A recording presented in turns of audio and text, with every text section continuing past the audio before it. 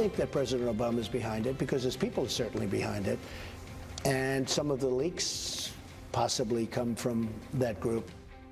That was President Trump earlier this week accusing former President Obama of being behind leaks about his campaign's potential ties to Russia. But yesterday, the president went further, claiming without evidence that President Obama ordered wiretaps against him. And the president is now demanding that Congress investigate. We have a lot to talk about with our political panel. We have with us former Republican House Intelligence Chair Mike Rogers, former Democratic Michigan Governor Jennifer Granholm, Dana Lash, the host of the Dana Lash Show, and CNN political commentator Bakari Sellers. Thanks, one and all, for being here. Let me start with you, sir, because you were chairman of the House Intelligence Committee. Should President Trump be making this allegation without any evidence? I don't understand why they did that. He just put another quarter in the conspiracy parking meter. They've extended this story for a week, 2 weeks. It makes no sense to me whatsoever.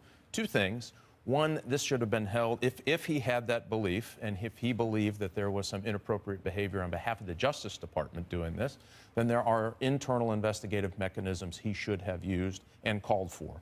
Making this a big public fight like this, I just think is wrong. Matter of fact, the only winner in this whole thing has been Vladimir Putin. I mean, the Democrats are saying that he stole an election, and the President of the United States is saying, don't worry about it, he's a pretty good guy. If I were Vladimir Putin, I'd be feeling pretty good right about now. I think two things. One is either this tweet shows that the president has become unhinged and is grossly unfamiliar with what a president's limits of powers are, because you can't have a president ordering surveillance, and which is a danger to democracy on its own, or it is true that he is being surveilled by the FBI, not by Obama. And if that is the case, then both of these are dangers to democracy, which tells you that you need to have congressional Republicans standing up and deciding whether they're going to be loyal to this president or to the nation. And wouldn't it be better for them to have an independent investigation? If I were in Congress and I had to make that choice, I'd say, take it off of my shoulders and let's have an independent congressional committee. What's interesting, Dana, is so yesterday I was talking to people in the White House about, well, where did this come from? Because if it's true, it is huge news. But if it's not true, then it's also huge news. Yeah. And the White House at that point was trying to figure out where it came from. They thought it came from media reports, from Breitbart, Mark Levin, other people like that. And then ultimately today, instead of providing evidence, they just said, well, we're calling on Congress to investigate. Well, it has been reported. This was, I think, a story that came out a few days before the election. There were a number on Heat Street. Well, there were a number. I think the New York Times also had something written about it. Although who they said was named in these warrants, that varied greatly. Well, there's a big difference between saying that people around Trump are being. Because one story was Heat Street had said that he was named specifically, and that's the only reporting there is on him being named specifically. Right. And but that's the thing. Others were saying, well, maybe it was some individuals associated with him or associated with the campaign. Regardless, it's been reported and it's been out there for a little while. But there's a big difference between that's why I had the question about timing. Between Carter Page or people around President Trump being surveilled and Obama ordering wiretaps. That's what we don't know. That's what we don't know, which I think that they should make that information public. They should make the application for the warrant public, and that's something that at least, if not to the American public, at least to members of Congress. But whether or not something is allowed, whether or not something is curtailed by limits on presidential power, I will say that's never stopped our previous president.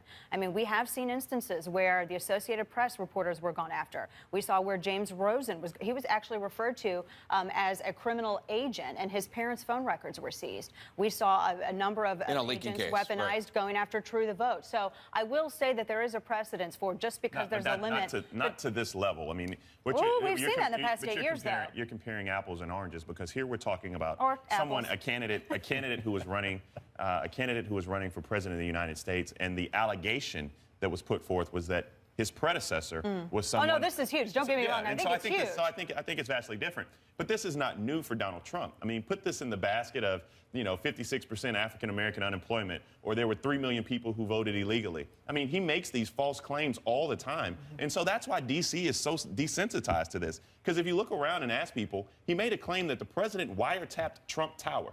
And people say, well, that's just Donald Trump. That's who he is. And then today he comes out with a statement and says that there are reports. No, sir, Mr. President, there are not reports. You tweeted this. You said this. This is something that came out of your mouth, and you owe the American people the facts behind it.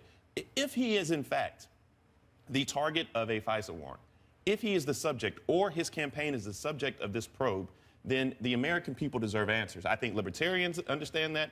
Democrats, Republicans, centrists, everyone understands that. I think we need answers. I think the question for you, sir, is it enough for the president to say there are reports out there, whether it's Breitbart or Heat Street or whatever, because this is the president. He has access to all the information in the government, presumably. He could declassify. He can bring the information forward. I mean, maybe he should take the advice of Dana just now. Make the FISA warrant applications public so we can see if it's true or not. Yeah, I mean, first of all, the president has a higher responsibility. You have to make the transition from candidate to president of the United States. He does own the information. So it could be very possible that there was somebody who was briefed, who then briefed the president, that there was, in fact, a FISA warrant. There may not be. We don't know exactly yet. The problem here is that he climbs right back down into this bucket of causing problems for every other big issue that's out there. I mean, think of what happened to him this week. He was out pitching the growth in the United States Navy. Has to happen. Great message. Promoting jobs in the domestic defense industry. Great message. Talking to his education. All of that is lost for some kind of a weak tweet. But here's the other piece of this. This should be the sign that they need to impose discipline in the White House with the new communications director and get this thing back under control. If they don't, they're going to lose huge opportunity on big issues.